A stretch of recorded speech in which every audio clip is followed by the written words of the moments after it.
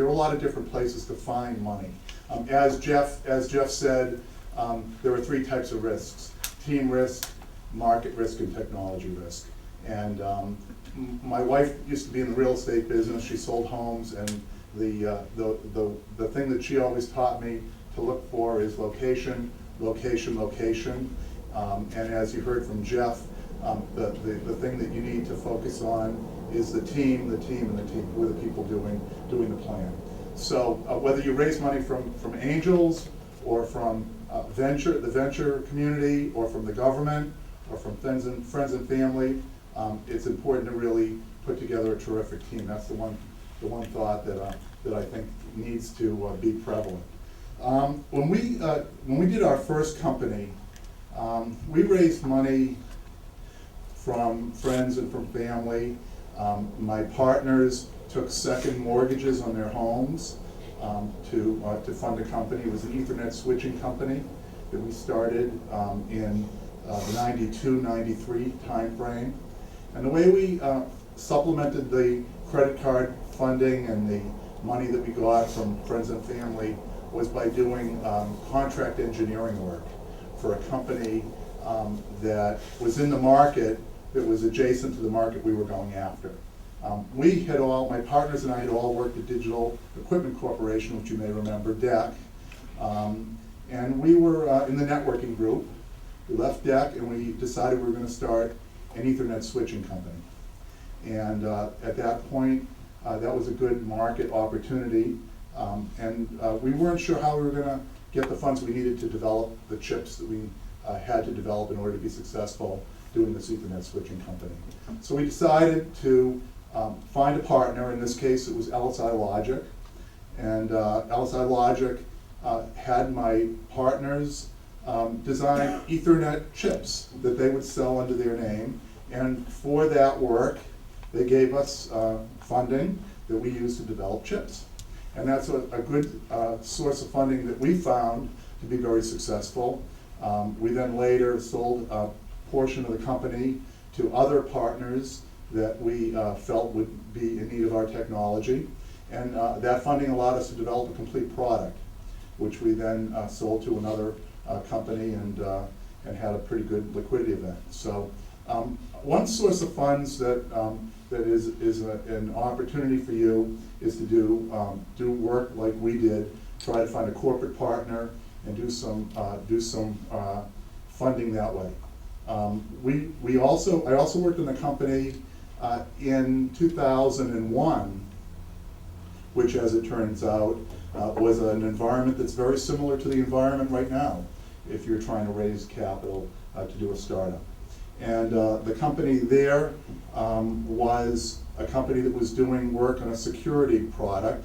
They had a demonstration capability on a laptop. It was some technology that came out of Carnegie Mellon.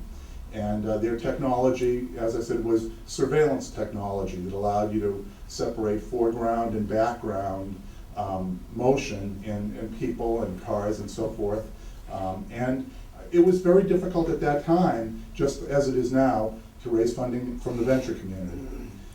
So what we did was we took that technology to General Electric, which happened to be in that business, and we were able to get GE to effectively fund the development of the product by buying the company in essence, and they provided an earn-out that allowed the engineering team, the technical team, to develop the product. And that was a very, very good source, practically the only source at that time of funding for that company. Obviously, the engineering team tried to go to all their friends and relatives and get funding, and we took the plan to a number of venture funds to try to get funding, and it wasn't possible. So that's the corporate route, if you will. What do angels look for? Angels are looking for the same thing that effectively Jeff is looking for. They're looking for a big market opportunity.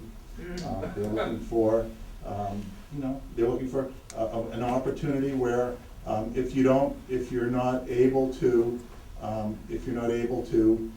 hit the center of the target that you're after, if the market is large enough, you can still zag, if you will, and still have a good, successful enterprise and company. But the key again, whether it's government funding, venture funding, or friends and family, or a corporate partnership, the key is to put together a business plan, which is effectively the blueprint on how you're going to build your company.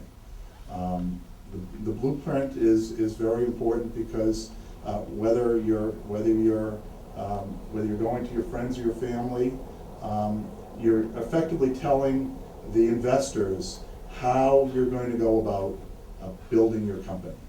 It talks about the market opportunity, it talks about the product, it talks about the customers and how you're going to go about acquiring those customers, the channels of distribution, whether they're direct or indirect. It talks about your pricing strategy, it talks about the manufacturing of the product, if it happens to be a product that's manufactured. If it's a service, it talks about how you're going to go about delivering that service. And so it's a very important, it's obviously the key document that enables you to build a successful company.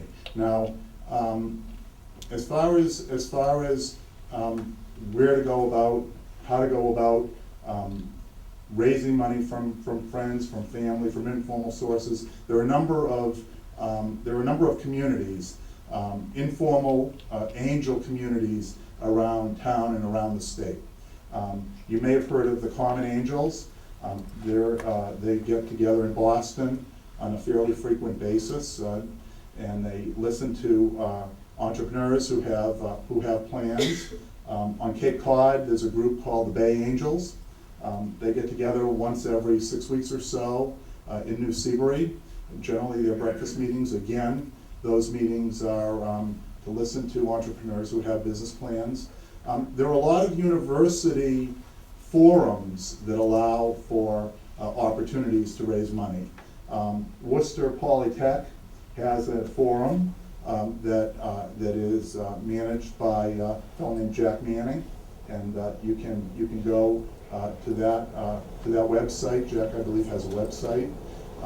There are a number of other universities that have business plans, and you can possibly get funded to a small degree, sometimes up to $25,000 or even $50,000 from a business plan competition.